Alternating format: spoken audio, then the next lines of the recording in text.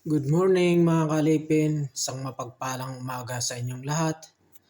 Muli, welcome po sa ating munting channel. For today's video, tuturuan ko kayo kung paano maglagay ng thumbnail sa inyong Facebook page. So para umpisahan yan, punta tayo sa Google Chrome. Punta natin sa Google Chrome, sa search box, search nyo yung webpage.facebook. Ayan na, lumabas na. Puntahan nyo. Okay, pakatap nyo, antay lang, loading. Makikita nyo yung tatlong bar dito sa gilid. Tap nyo yan. Lagyan nyo desktop. Checkan nyo yung desktop site. So, makikita nyo. Yan o. Checkan nyo yung desktop site.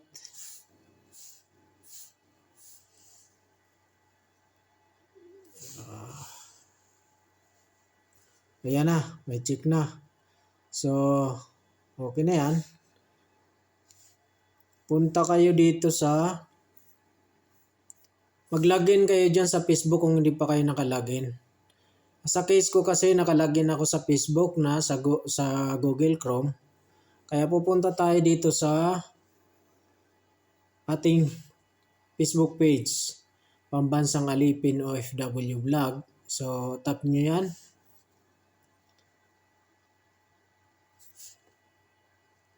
Mapupunta kayo sa inyong profile.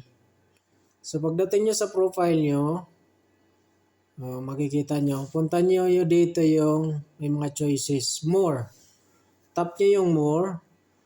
Tapos may mga choices, photo, video, live music, check-ins. So dito tayo sa video. So gawa ng yung video natin, gagawa natin ng thumbnail.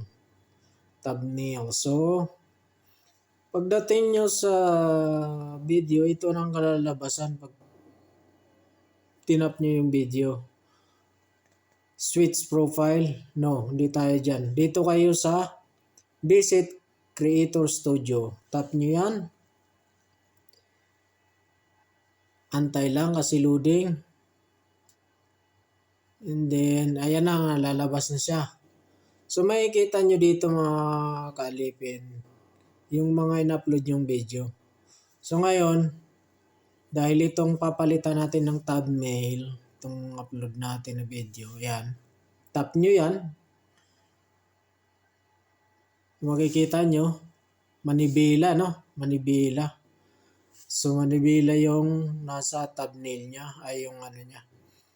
So, para palitan yan, tap nyo yung tatlong dot. Nakita nyo yung tatlong dot? O yan o, zoom in natin.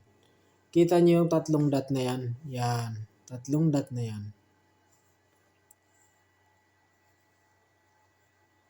Tinap nyo na yung tatlong dot. Piliin nyo yung select nyo yung edit pose. Ayan, edit pose. Wait, loading lang. Pag ayan na siya, i-tap nyo yung option na video option. Ayan. Alright. So, loading lang.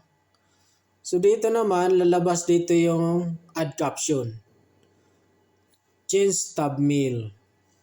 So ngayon kung may pwede kayong may gusto kayong i-add sa option sa caption nyo, pwede nyong add caption. Select nyo lang yan. So dahil thumbnail yung purpose natin, change thumbnail. So dito naman sa change thumbnail, may selection dito. Pwede nyong piliin dito yung upload image kung kayo nakapag-edit na ng picture na para sa inyong thumbnail. So sa case ko, dito tayo sa choose suggested.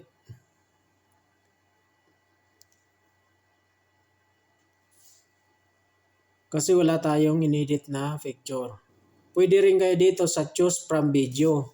Pag pinili nyo naman choose from video, yan. As you can see, makikita nyo dito itong sa baba. Ito. Sa baba. Yan o. O yan. Yan, sobrang naman laki. Yan, makikita nyo, pwede nyong iurong dito. Saan bang gusto nyo? Ito ba? Sa gitna ba? Yan ba? Ayan ba? Oh, maganda yan. Yan ba? So, pwede dyan, di ba? Oh. So, ngayon, pag napili na kayo, save nyo lang ito. Oh, yan na yung profile natin. Oh, sige, yan na yung thumbnail natin. Save natin. And then, saving na siya. Save ulit. Pindutin nyo lang yung save na yan. Alright, na-save na. Oh, ang dating manibela, ayan na, nag-change na. So ngayon, kung totoo yan, para ma-validate natin kung legit talaga, back tayo. Pag back natin, punta tayo sa ating Facebook apps. I-check natin yung Facebook page natin kung talagang totoo. Ayan, totoo na. Welcome back muli sa Munting Channel. So, totoo.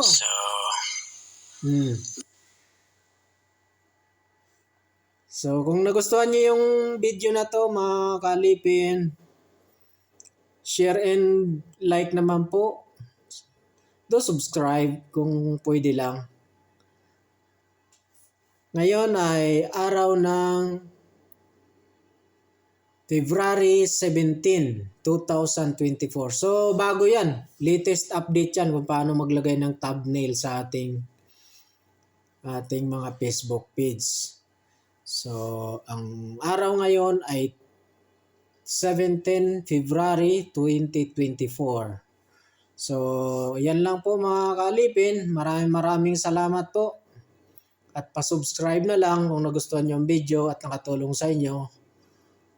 Masalama!